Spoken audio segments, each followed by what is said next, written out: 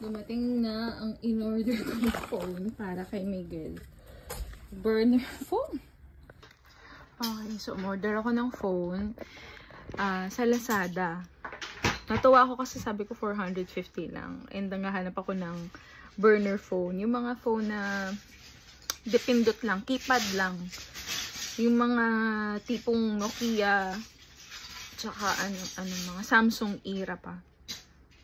So, may nakita ko 400 something lang, hindi pa 500 yung amount.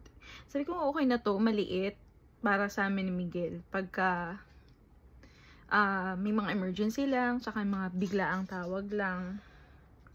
At dumating na siya today.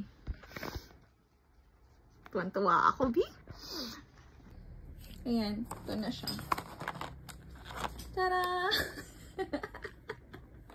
Ang liit. Kinalkal ko na siya, yung battery niya. Merong battery sa loob. Nung unang kita ko, parang sabi ko, joke ba to? Pero hindi siya joke, mga mi. Totoong phone siya. Ayan. At sina-charge ko ngayon yung isa. Ayan, charging. Try ko mamaya akong mag-work.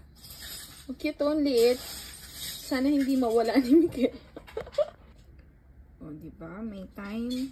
May date. Charging. Kaaliw. Totoo. Ang liit talaga niya.